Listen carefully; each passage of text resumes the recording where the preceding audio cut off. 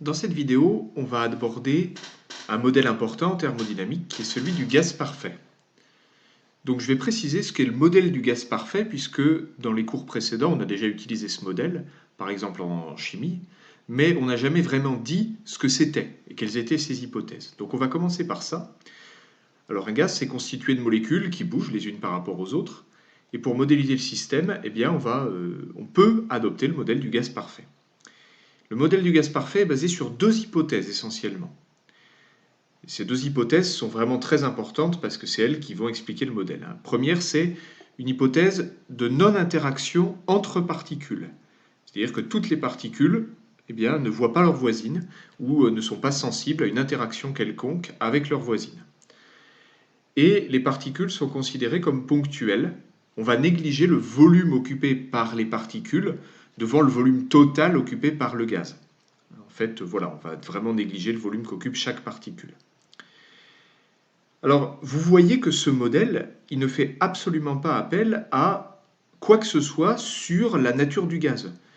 Finalement, le modèle du gaz parfait peut s'appliquer aussi bien à l'oxygène, au dioxygène, au diazote, à l'argon. Et donc, à partir de ces hypothèses-là, on va pouvoir modéliser plein de différents types de gaz qui vont se comporter tous de la même manière. En revanche, on va quand même distinguer plusieurs types de gaz. Alors, voilà, un gaz peut être monoatomique, diatomique, polyatomique. Ce sont des modèles importants parce qu'il y a beaucoup de gaz qui rentrent dans ces catégories-là. Un gaz parfait monoatomique, c'est lorsque les particules sont de simples atomes et pas des molécules. Donc là, typiquement, c'est le cas des gaz nobles. Les gaz nobles sont constitués d'un seul atome qui constitue les particules du gaz, l'argon et le néon. Le gaz parfait diatomique, ce qui bouge, c'est une particule diatomique contenant deux atomes. Les plus célèbres sont tout simplement ceux qu'on respire, N2 et O2, qui sont deux gaz parfaits diatomiques. Et puis, il y a différents types de gaz. Un gaz polyatomique, qu'on peut modéliser éventuellement par un gaz parfait. Et un gaz polyatomique, c'est lorsque les molécules sont constituées de plus de deux atomes, par exemple le CO2, qui est un gaz polyatomique, ou le méthane. Mais ça peut être encore plus compliqué pour différentes phases gazeuses avec des molécules plus compliquées. Voilà, donc ça c'est pour le vocabulaire. Alors l'équation d'état du gaz parfait, nous l'avons déjà vu, mais c'est vraiment le moment de le rappeler. PV égale nRT, avec vraiment la signification et surtout l'unité des grandeurs à connaître par cœur, parce que comme je l'ai déjà dit plusieurs fois, l'équation des gaz parfaits, elle est assez facile à retenir. Par contre, c'est très facile de faire une erreur d'application numérique en ne faisant pas très attention aux unités qu'on utilise. Donc la P, la pression en pascal, V en mètre cube, le volume en mètre cube, N, la quantité de matière en mol, R, la constante des gaz parfaits, qu'on va retrouver plus loin, et T, la température en Kelvin. Voilà, donc ça c'est une équation d'état qui va relier les grandeurs d'état dont on a déjà parlé dans la vidéo précédente. Vous remarquez que à aucun moment on fait d'hypothèse, là encore, sur la nature du gaz. Tous les gaz parfaits, qu'ils soient monoatomiques, diatomiques, polyatomiques, à partir du moment où le modèle du gaz parfait est admis, alors le gaz obéit à cette équation-là. Donc c'est un modèle extrêmement général qui ne fait pas d'hypothèse sur ce qu'est réellement le gaz ou ce que sont les particules de gaz. Seules les deux hypothèses dont j'ai parlé au-dessus. Alors, pour que vous vous entraîniez à faire une petite application numérique, j'ai laissé un blanc que vous pouvez compléter ou faire les calculs à la main. Essayez de donner d'abord l'expression littérale du volume qui va être occupé par une mole de gaz parfait. Alors, avec l'équation d'état, c'est facile. Et puis, vous allez faire deux applications numériques pour 1 bar et 25 degrés Celsius et 1 bar T égale 0 degrés Celsius. Je vous donne la réponse à l'oral.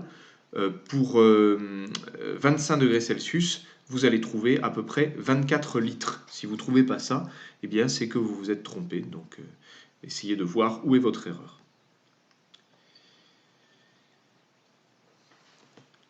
Ensuite, dans un gaz parfait, on va commencer à parler un petit peu de physique statistique, parce que vous vous doutez bien qu'un gaz étant constitué d'un nombre très important de molécules, à l'échelle macroscopique, il y a à peu près le nombre d'Avogadro, au moins pour une mole de gaz, toutes les molécules ne vont pas avoir exactement le même comportement, elles ne vont pas toutes avoir la même vitesse en particulier. En réalité, il y a une statistique relativement complexe de la vitesse des particules dans un gaz parfait. À titre d'exemple, même si ça ne fera pas du tout l'objet du cours, je vous donne l'allure de la distribution de probabilité en vitesse des molécules du gaz. Alors là, j'ai pris le diazote à diverses températures. Et donc, ce qu'on voit, c'est que pour le diazote, eh bien, si on a une distribution de probabilité comme ça, alors comment on lit ceci? Pour la courbe bleue, ça veut dire qu'à moins 100 degrés Celsius, la probabilité dans le diazote qu'une particule ait la vitesse 200 mètres par seconde, eh bien, elle est plus faible que la particule ait une vitesse de 300 mètres par seconde. Et puis voilà, on a comme ça une distribution de probabilité qui a une forme un petit peu curieuse, qui obéit en fait à la distribution de Maxwell-Boltzmann, qui est une distribution de physique statistique. Mais ça, c'est hors programme. Ce que je vous incite quand même à comprendre dès le début, c'est qu'on voit assez bien que cette distribution s'élargit et surtout se décale vers la droite lorsque la température augmente. Donc vous voyez que plus la température augmente, plus la vitesse moyenne des particules va augmenter en fait. Alors la vitesse moyenne, c'est un calcul assez compliqué pour l'avoir à partir de cette courbe, mais on peut le montrer, on va le retrouver plus tard. Donc dans la suite, il faut bien comprendre qu'on ne peut pas décrire toutes les particules, ou chacune des particules, parce qu'elles ont des vitesses différentes. Il faut donc faire des statistiques sur les particules du gaz. Alors on va considérer au départ ce qu'on va appeler l'énergie cinétique moyenne de translation des particules. Chaque particule du gaz bouge dans le référentiel d'étude. Elle a donc une énergie cinétique de translation dans le référentiel d'étude, qui est 1,5 de mv carré pour chaque particule. Mais si maintenant je m'intéresse à l'énergie cinétique moyenne des particules du gaz, eh bien il faut que je fasse une moyenne sur toutes les particules. Donc la formule est en fait relativement simple. C'est l'énergie cinétique de translation des particules, c'est 1 sur n, où n est le nombre de particules du gaz, fois la somme sur les particules de 1,5 de mv carré. Donc autrement dit, énergie cinétique totale de translation de toutes les particules du gaz divisé par le nombre de particules. Et ça, finalement, comme 1,5 de mp, c'est une constante, je peux le faire sortir, et j'obtiens la valeur moyenne de la vitesse au carré, 1 sur n, somme de v carré. Et cette valeur moyenne de la vitesse au carré, pour toutes les particules du gaz, elle a une signification importante en thermodynamique. On la note en général U, et en fait c'est U carré, la valeur moyenne des V carrés, et U c'est donc une vitesse, et ça a pour signification la vitesse quadratique moyenne des molécules du gaz. Voilà, mathématiquement c'est simplement la moyenne du carré des vitesses des particules. Voilà, et ça nous permet de dire que l'énergie cinétique moyenne d'une particule du gaz, pour toutes les particules, eh bien c'est 1,5 de m fois u au carré, où u est la vitesse quadratique moyenne. Alors pourquoi cette vitesse quadratique moyenne est importante? Tout simplement parce que ça permet de proposer une première définition de la température du gaz, qu'on appellera température cinétique. Alors comment c'est défini? Pour un gaz parfait, à l'équilibre thermodynamique, eh bien même si toutes les particules ont des vitesses différentes, la vitesse quadratique moyenne est fixée si la température est fixée. Et la température du gaz, c'est en fait une mesure de l'énergie cinétique moyenne des particules dans le gaz. Et plus précisément, la formule qui va permettre de définir la température, c'est la formule suivante. L'énergie cinétique moyenne de translation des particules, c'est, ça on vient de le voir, mais c'est surtout défini par ceci, 3,5 de Kb fois T, où Kb est ce qu'on appelle la constante de Boltzmann, et T, la température du gaz. Alors comme une énergie cinétique moyenne, c'est en joules, et qu'une température, c'est en Kelvin, on voit que la constante de Boltzmann, c'est en joules par Kelvin. C'est une constante, et donc sa valeur, c'est ceci, 1,38, 10 puissance moins 23 joules par Kelvin. Constante fondamentale de la thermodynamique qu'on retrouve très très souvent dans toutes les théories de thermo.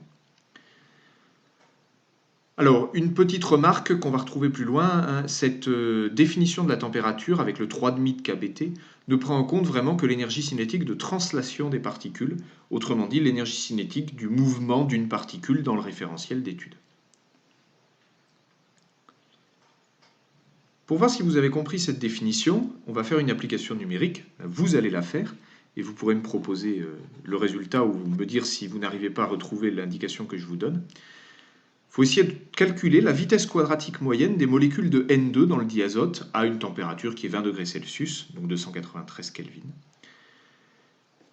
Alors je vous donne la masse molaire du diazote, EKB. Voilà, donc je vous laisse essayer de faire le calcul à partir de la définition au-dessus pour voir si vous l'avez bien compris. Et si vous ne retrouvez pas ça, soit vous avez fait une erreur d'unité, soit il y a quelque chose que vous n'avez pas compris, n'hésitez pas à revenir vers moi si ce n'est pas le cas. Et enfin, pour terminer cet exposé sur le modèle du gaz parfait, il faut mentionner que le gaz parfait, c'est un modèle simple, on peut dire un petit peu simpliste. En réalité, il est relativement universel, et en chimie, on utilise toujours le modèle du gaz parfait. Il faut savoir que comme tout modèle, il a des limites d'utilisation, ce qu'on appelle les limites du modèle, et il faut comprendre que la loi des gaz parfaits est bien vérifiée si la pression n'est pas trop élevée et la température pas trop basse. Alors qualitativement, ça s'interprète bien, parce qu'une pression élevée, ça va signifier que en fait, le gaz occupe un volume faible, en général, hein, si la température est fixée, pression élevée, ça veut dire volume faible. Et donc l'hypothèse de volume négligeable des particules, eh ben, c'est de moins en moins vérifié, parce que si vous essayez de condenser le gaz, vous rapprochez les particules l'une de l'autre. Et donc en fait, peut-être que le volume occupé par les particules, proportionnellement, va devenir relativement important. Voilà. Et à basse température, comme l'énergie cinétique moyenne des particules va devenir plus faible, ben les effets d'interaction entre particules pourront commencer à devenir vraiment importants. Et ce qui va expliquer, bon, d'une part, les écarts au modèle du gaz parfait, mais de façon un peu plus radicale, des changements d'état, comme une liquéfaction de la matière. Voilà. Et donc le gaz parfait, c'est vraiment un modèle dans lequel il n'y a pas d'interaction. Donc voilà, de façon générale, il faut une pression pas trop élevée et une température suffisamment élevée. Alors évidemment, je ne peux pas vous dire exactement les limites précises, ça dépend des gaz, hein. Certains gaz ont plus d'interactions naturelles entre leurs molécules que d'autres, mais voilà, on peut avoir un écart au modèle des gaz parfaits.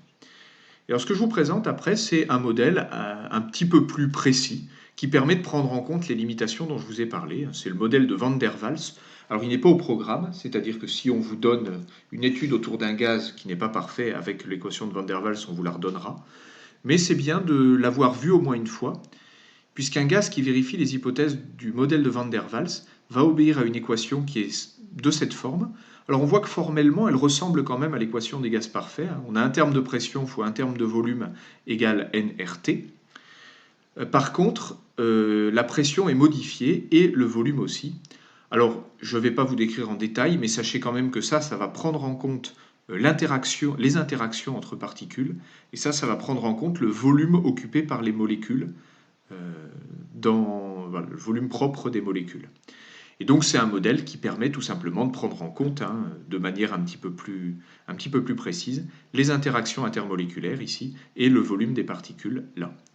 Alors le gros inconvénient de ce modèle, c'est que si vous changez de gaz, eh bien c'est plus du tout les mêmes constantes de Van der Waals, A et B. C'est-à-dire que ces constantes-là, A et B, dépendent vraiment du gaz qu'on considère. Donc c'est plus un modèle aussi universel, mais si on a besoin de précision pour un gaz donné, il vaudra mieux utiliser celui-là. Notamment si on est à haute pression ou basse température.